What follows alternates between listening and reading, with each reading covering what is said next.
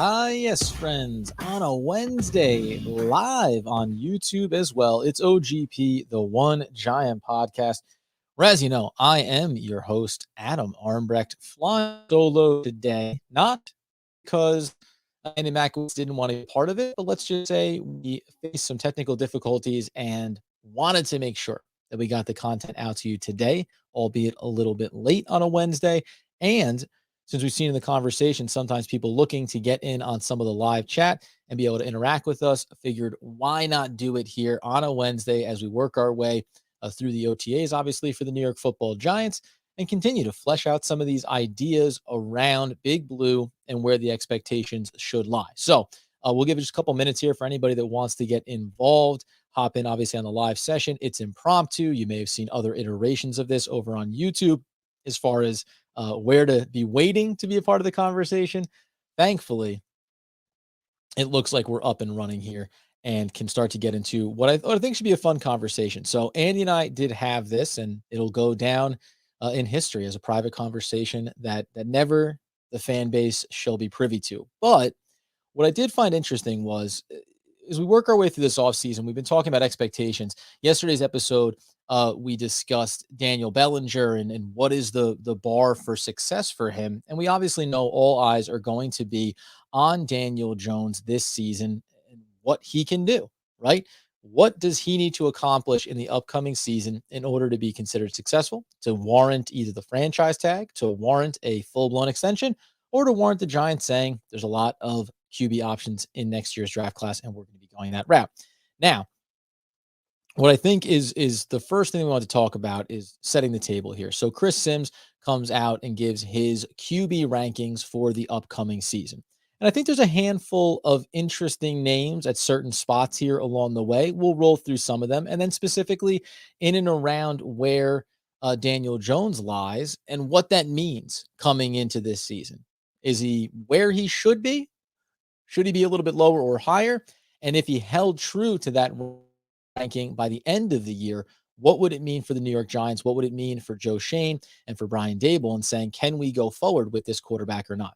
So we start out just with a couple of surprises on the list because I think it gives a little bit of context here as well. And that is when I looked over it, it's the top 40 as he starts to put them on the list here. And we'll get into maybe some of the higher names that are going to be up there on the list a little bit later. A lot of the usual suspects around the league, like we would anticipate.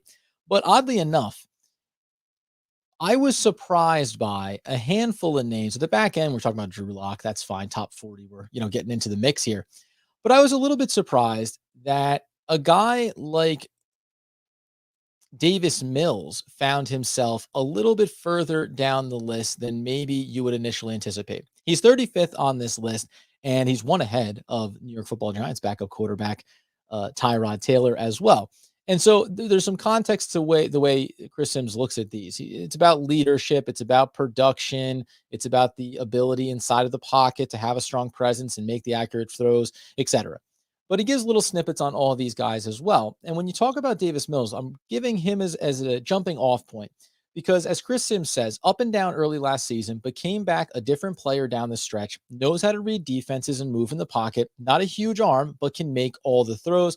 Texans may have a diamond in the rough, and he deserves a shot to prove it. Now, the context for how grades the ability to put ball in the field, deep throw capability, deep throw accuracy. So Davis Mills may obviously be limited, but I serve him up as an example because, as we'll give you one more before we land on Daniel Jones, I just think it's interesting how Giants fans contextualize Daniel Jones, and how do you compare him to some other guys that you're going to see listed around the league? When you work your way up into the 30s with Geno Smith for Seattle at 33, Sam Darnold being at 32. Like, I'll use him as another tent pole. Moves well, quick release, good intermediate short passer, and wasn't helped by a repetitive offense that was easy to figure out. But can't trust him. He doesn't see the field well and flat out misses way too many big throws downfield. So, with Sam Darnold, someone who, by all accounts, I would say anyway, is not someone that I think anyone right now views as not only a starting quarterback, but a serviceable bridge quarterback to this point, right? It feels like the science has been solved on him.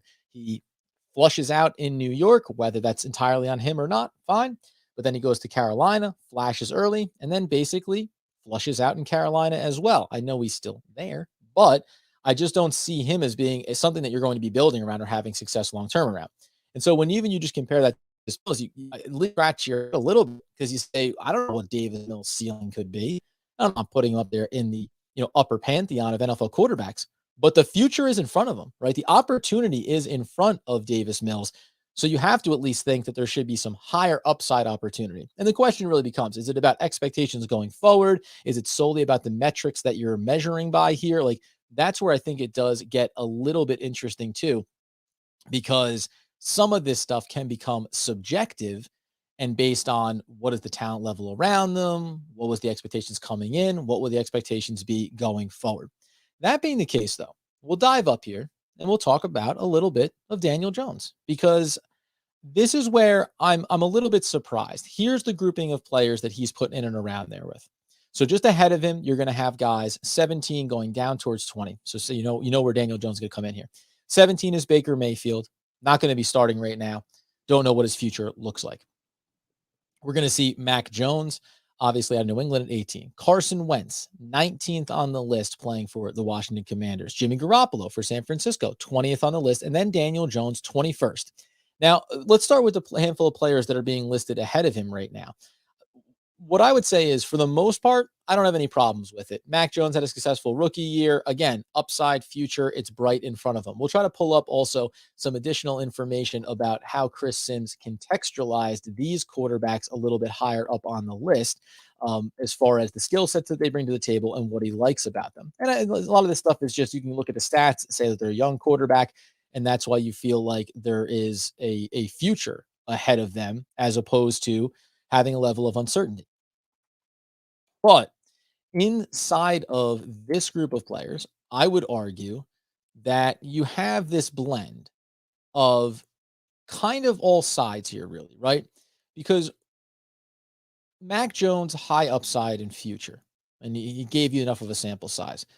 Even a player, and then let's say a little bit weird. Jimmy Garoppolo, I think you know what he is. He's a proven commodity, so you understand that. And there's nobody here, at least right now today. And then this is where you think it's not about future projections potentially, or could be. But if you walked in and said, who has the brighter future, Jimmy Garoppolo or Daniel Jones? Well, again, Daniel Jones is in a wave of uncertainty right now. Jimmy Garoppolo may be losing his job to Trey Lance at some point along the way, but when is that going to come for sure? Or is he going to end up on another roster at some point, right? But the skill set exists there. What he does on the field for you and ultimately winning football is something that Jimmy Garoppolo has been able to prove to do, even if the stats don't necessarily match the record a lot of times. Carson Wentz is a bit of an odd one for me, as is Baker Mayfield. Like, I understand what Baker Mayfield's skill set is, but as it stands right now, Baker Mayfield doesn't have a job, right? I don't know. I don't know how you can put him, understanding circumstances dictated, right? Deshaun Watson becomes available, Cleveland acquires him. But even before that, the question was, were they going to pay Baker Mayfield? Now, a lot of people will go back and look at Baker and say, when you check out the stats, it's actually, it's better maybe than people are painting it as. There's been ups and downs. He's had injuries as well. But it's just a hard name for me to wrap around when coming into the season. It's not dissimilar to Sam Darnold. What am I supposed to bank on for this player? There's so much question marks around Baker Mayfield. He may not play at all this season. And even if he ends up traded off of Cleveland or outright released and picks up somewhere else, give me the number of teams that you think he goes into and automatically is the starting quarterback, because that's what he's going to want, right? There's not a lot of situations where I think he'd be able to walk in the door and say, and we're turning the reins over to this player. Whereas I think he probably would benefit from going somewhere where the possibility is injury and then an opportunity, right? And then maybe he runs with it. But I find it curious the way that they approach the way Chris Sims has some of these guys ranked. Flycast, getting in on it. Jimmy G on the Giants last year. Yeah, and that's like a good barometer, right? Because I think, as we say, with Daniel Jones sitting there at 21 overall, what would this look like? So as we work through, the other guy was Carson Wentz. I mean, listen, again, Carson Wentz, I think, is a guy that falls into that category of, if surrounded by talent and good pieces and solid play on both sides of the ball, the team can have success. And then what you really end up questioning is, What about in the big moments? What about in the big spots, right? Is he going to make the right play, the good play, the quality play? I think I mentioned this on an episode the other day where I was talking about Daniel Jones and looking at, you can go to the stats and go back to the rookie year and project that out and talk about what was good or bad around him and the coaching and everything else. But when you look at some of the key moments, there's been some successes for Daniel Jones, but there's also been a lot of instances where, okay, a little bit of duress, but mostly a good pocket or opportunity to roll out, have space and time to make a decision. He makes the wrong decision. He makes the wrong throw, the inaccurate play. And I think that that's what Carson Wentz falls prey to here as well. So, when I look over at this list and you start talking about seeing Carson Wentz there, and then, I'll be honest, Carson Wentz being 19th, and then I'm going to scroll back and find out that Tua is listed 29th on this list. And Chris Sims has it down as he's slick, moves well in the pocket, and throws well on the run with different arm angles, has accuracy, touch, and timing, but just not a strong arm. He lacks outside throws. That lack of outside throws, is eye-opening, and the Dolphins can win with him. They just can't put it all on his back. Okay, and that's fair. It's not an absurd assessment that he's putting out there. And also, I have a really hard time looking at this list and thinking Tua Tagovailoa. Okay, I'm gonna put it this way. I'm walking in and I need to grab a quarterback, and I've got all these guys lined up. Tua is far higher on my list in this moment right now than Carson Wentz. Carson Wentz has arguably had some of the highest highs possible for an NFL quarterback. And also, he's shown you how bad he can be. He's shown you leadership is one of the tenets that you talk about here. Now, is Tua perfect inside the locker room? Have there been some discrepancies there and what coaching staffs want to do? Maybe, maybe not. And that's fine. That part, I get it. But I'll take my chances on Tua before Carson Wentz. And I know that Carson Wentz can bomb the ball out there if he needs to, and Tua necessarily can't. I'm not saying Tua is a perfect quarterback, but I'm looking at Tua, and especially if we're talking about contextualizing about this year coming into it, Miami's doing everything. They picked up the head coach from San Francisco, right? The offensive mind. They brought in weapons. They stole weapons from Kansas City. The opportunity for success is going to be absolutely enormous there. So I find that one's an interesting one to me too. So there's some names that just jump out here on this list when we're just looking at what are some of the surprises, and then certainly what's some of the competition around Daniel Jones when we talk about him being slated in there at the 21st spot. So that being the case, though, when we look at the list and the guys we went up to 21 there, and then we didn't mention the players in behind them. And this is where I think it becomes interesting. And then we'll get into how do you set the bar for success for Daniel Jones? What would being ranked as he is here, 21st on the list, mean for his future, right? So in behind him from 22 to 25, you get Zach Wilson, Justin Fields, Trevor Lawrence, and Jalen Hurts. Now, the furthest one back there in Jalen Hurts, I think, is one that makes sense and is interesting, though, because I would make the case that the completion percentage hasn't been great for him. He's not a great passer, right? But he knows how to impact games. Only averaged a little bit north of 200 yards passing last season. Didn't start all 17 games, started 15, I think. But team was winning, right? Team made the playoffs. And while you could find yourself at the back end of this season saying, he's not our guy, we're going to move on from him, they've certainly put a lot of the pieces in place for him or the next quarterback to have success. But the real question that I kind of came to around that, as we say, shout out to Tuto. Thanks for being in on it, man. Salute to you as well. Wealthy, healthy, and wise. Yes, sir.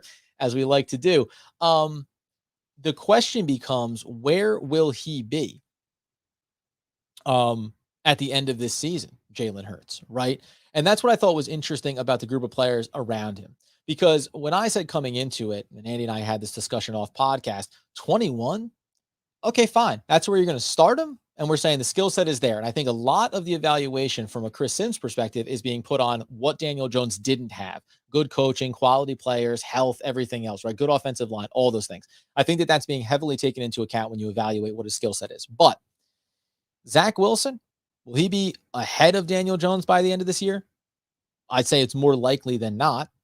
Can Justin Fields in Chicago with a new system, new offensive system there, can he be ahead of him? I think he has a coin flip opportunity to do so. Trevor Lawrence. Do I think that Doug Peterson and the influx of offensive talent that they've brought in there is going to almost instantly flip that touchdown to interception ratio and get Trevor Lawrence back on to what was his draft stock level of quality? Yes, I do. Right. So you can paint a picture here where there's some guys coming into year number twos that could instantly leapfrog over Daniel Jones, and Daniel Jones could find himself in the mid 20s as opposed to right on the fringe of being a top 20 quarterback. Other guys, I think, that when we look at, and I agree with you, Flycast, underrated from a standpoint for Tua. And we'll even get into a little bit of stats here along the way. If you end up listening to this on the back end on the podcast, it's going to be a little, cut and flow here because we are going to be kind of shooting from the hip, interacting with some people on YouTube as well. But it's a fun way to get in touch with the OGP fan base. So as we pull up those Tua stats, some of the other names that jumped out to me here, and we'll get into those Tua numbers here in a second, just to kind of give a little bit of context around it, is when you look at this list and you start to go back through, there's a group of guys that make sense. Jameis Winston, up and down kind of quarterback, as Chris Sims says, performed under a ton of pressure last year, great in the pocket, makes top 10 QB high-end plays, and ditched some of the no risk it, no biscuit bad habits. Got to love that terminology. Room to improve in short, quick passing, hopefully healthy and better receivers. I'm optimistic. Now, again, do I think that he's deserving of being ahead of some of these other younger players based on skill set? And then it's the leadership factor, it's the pocket presence, it's the big playability. Well, Jameis Winston checks a lot of those boxes. I'm kind of neither here nor there on him. Mitchell Trubisky at 27. Yeah, that makes sense. Marcus Mariota at 28. That's fine. Again, Tua should be a lot higher than 29. 30th with Jared Goff. Tougher than he gets credit for, said Chris Sims. Willing to take the hit in the pocket, but inconsistent mechanics leads to inconsistent accuracy. Games are wrong, holding the fort, but didn't do anything last year to prove he's the Lions' future. Okay, that's fine. But again, then I'll compare this at 30th for Jared Goff in Detroit. You got to examine the quality around him. Now, I think that team's getting better. But if you're comparing him and then Mitchell Trubisky, who he said, although it was just preseason, he really did look like a different guy with the Bills in an offense much more advanced than Matt Nagy's. Trubisky has real talent, strong arm, and athletic. I think it'll be tough for Kenny Pickett to beat him out. So he's projecting him maybe to be a starter, but then come back to Jimmy Garoppolo, right? Is Trey Lance ready to take over that starting job? Well, that you can debate. But if we're talking apples to apples, I don't know if Jared Goff and Jimmy Garoppolo are miles apart when we talk about quality of QB play. Like that, again, is where these feel like game manager quarterbacks all kind of inherently need to be a part of the same boat. I mentioned Tua there before.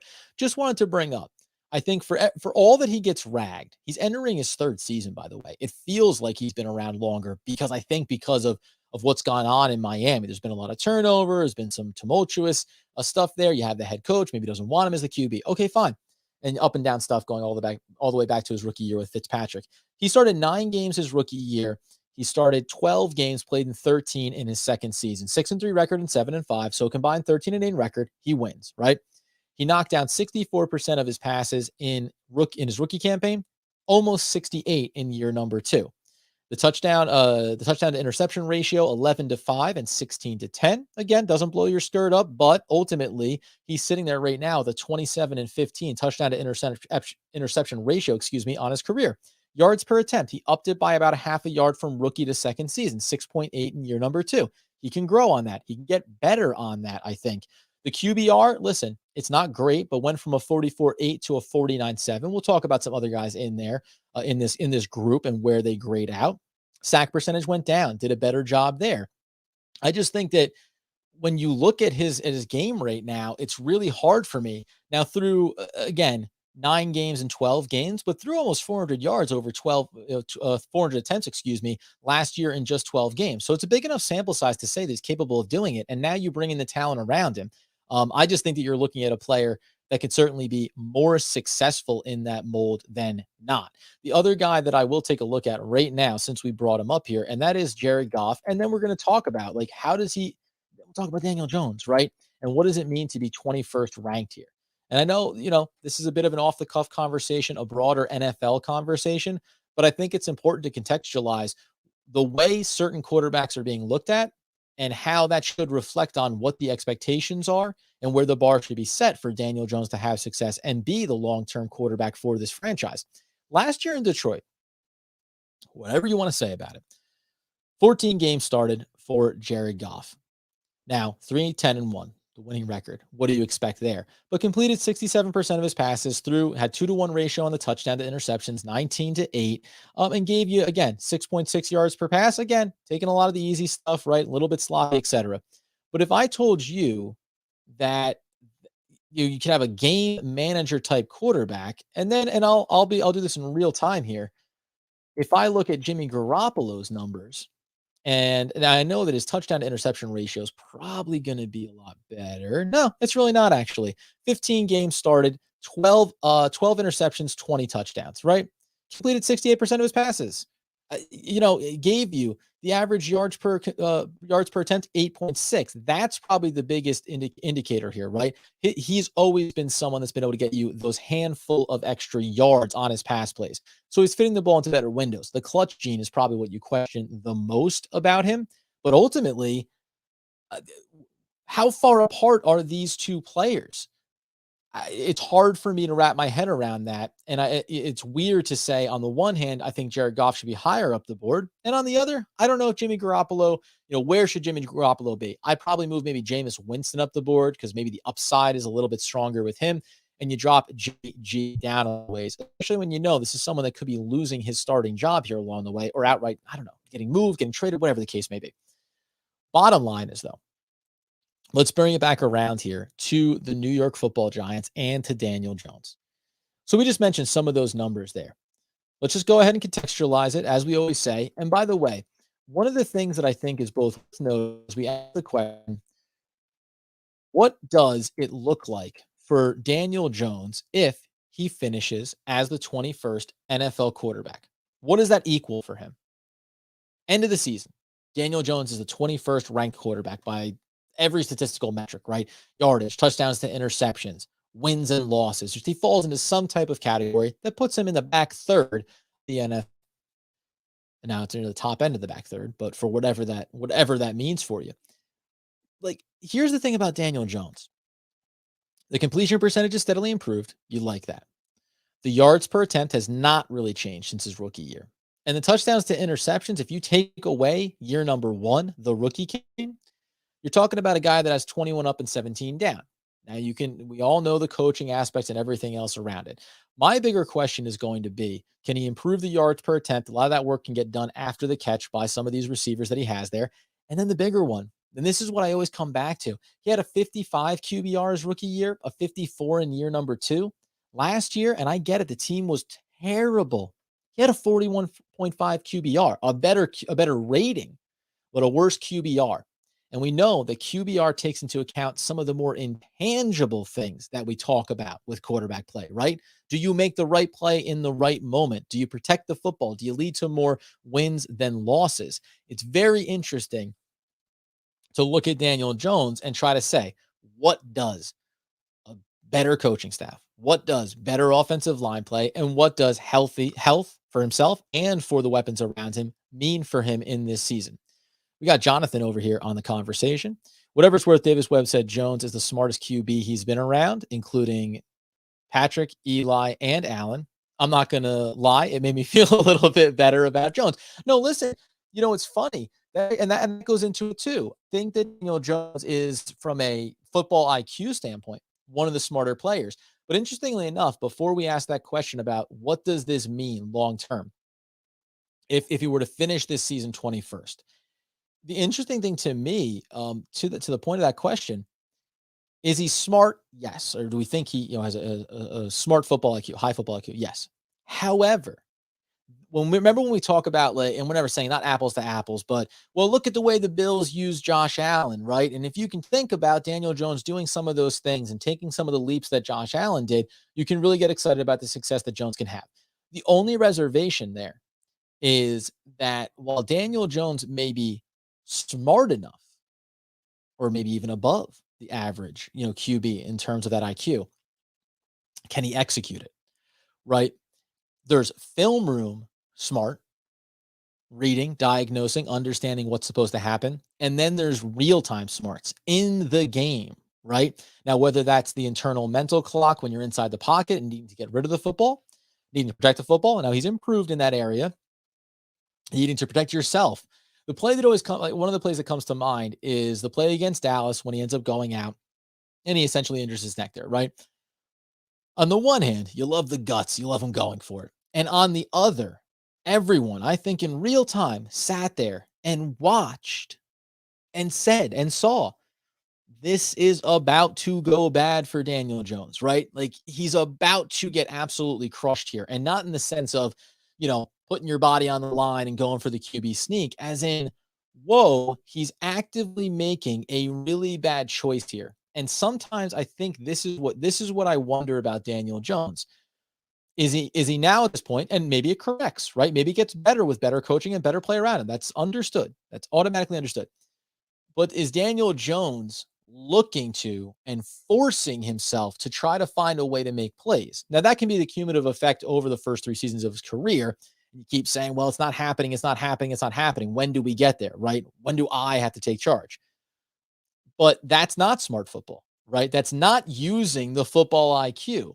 If he sat there in the film room, he might say, well, when I start to roll out there on that edge, I need to still be head up surveying who is making themselves available. Now that comes down to your supporting cast, to the receivers making themselves available, the tight ends, et cetera. We just talked about Daniel Bellinger. Maybe he becomes real value there, right?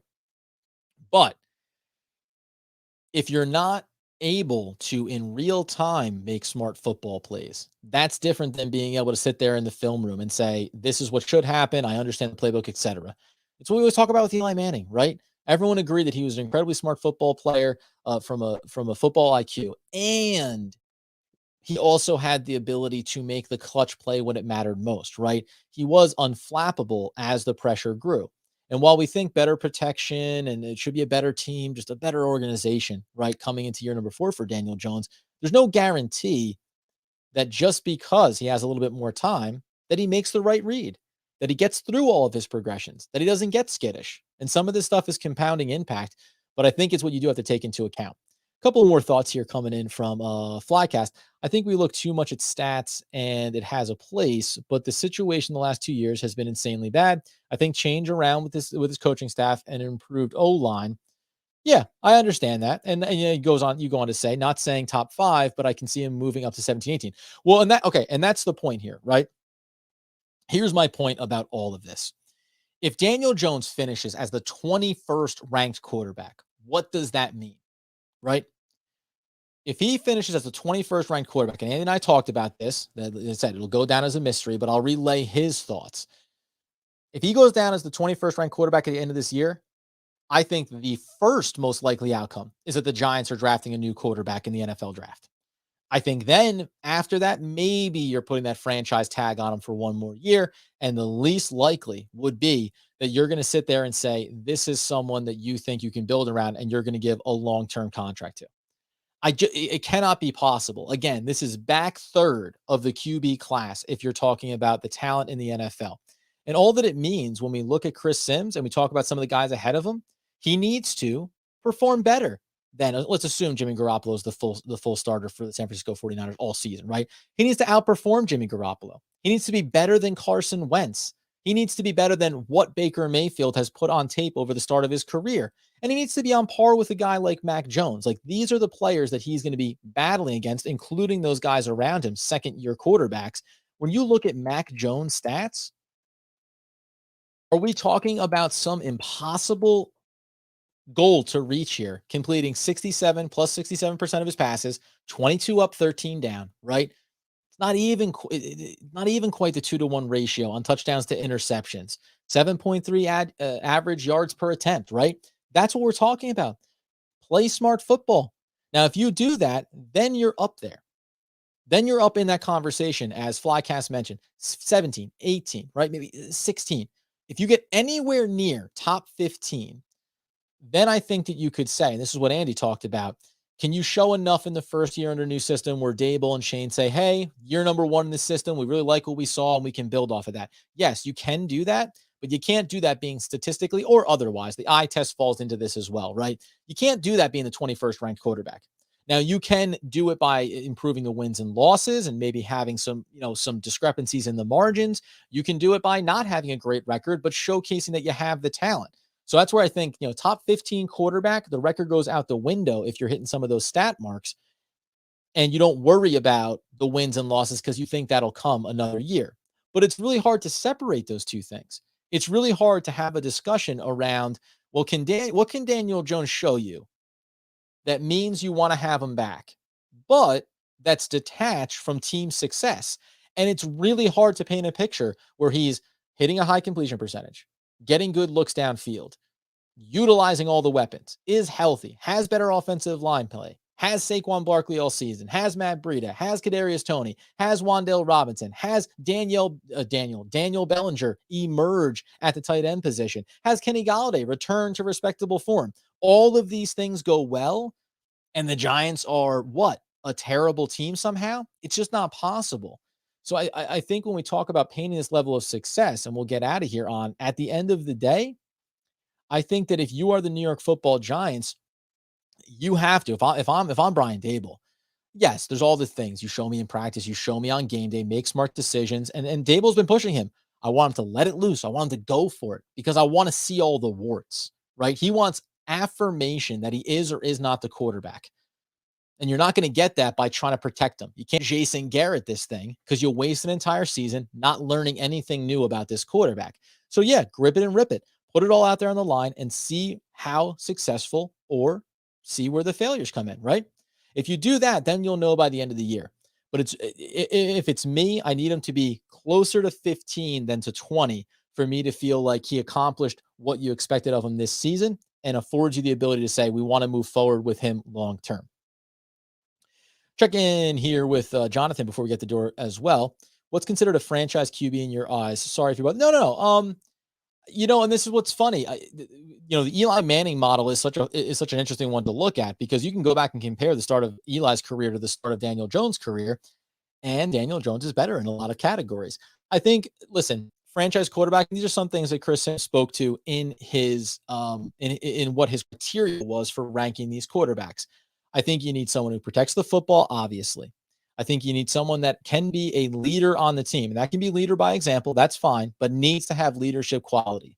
Needs to be somebody that can have success under duress in the pocket. So much of what people are talking about with Daniel Jones is, oh, well, if you can just give him time and if he has pocket, let's get that.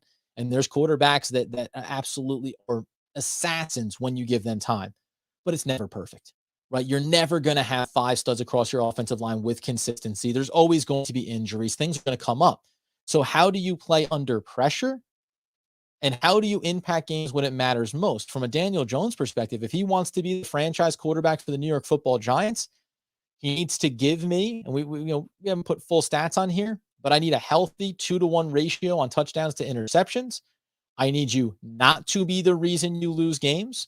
I need you to, in a handful over the course of a season, be the reason you win a game. Game-winning drives need to happen. And you need to just make smart plays.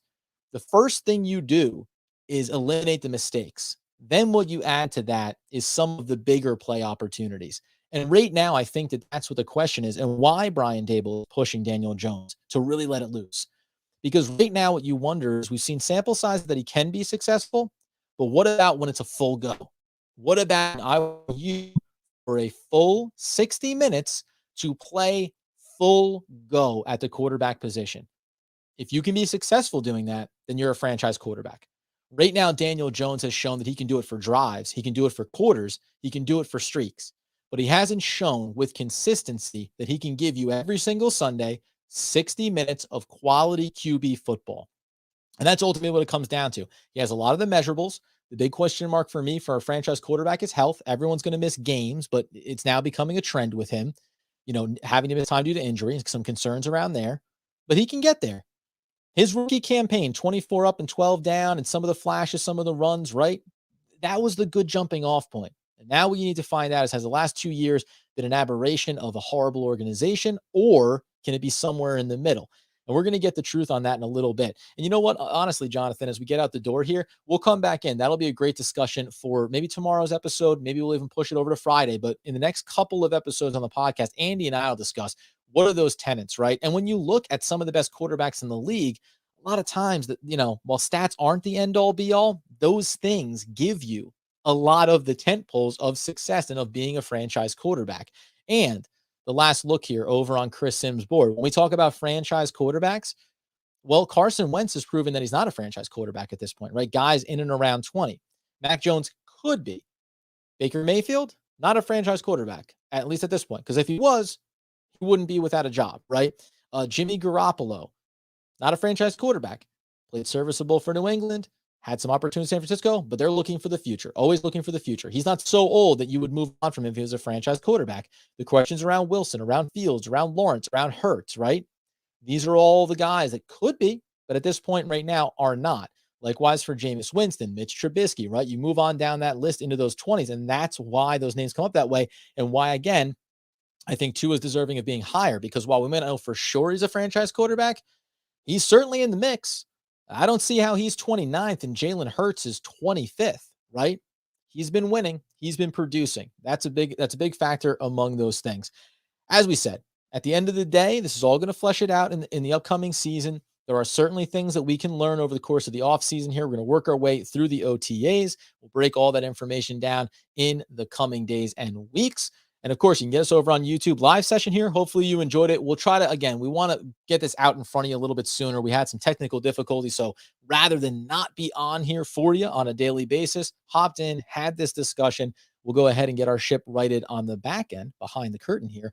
And then ultimately, though, give a little bit of lead time on when we'll do these live sessions, post some questions for you guys to come in with, or pose your own. Start to set up some mailbag sessions as well. But in the meantime, as I say, like, subscribe, share the YouTube channel. Just so much growth over this offseason. It's insane. The podcast is there too. Share it with people if you're enjoying it and you want to give some more quality Giants content to those that you know. Spread the word. We always appreciate it. And if Andy Makowitz were here, what he would ultimately say is that what he wants, needs, and demands the people know is that, as always, let's go Big Blue.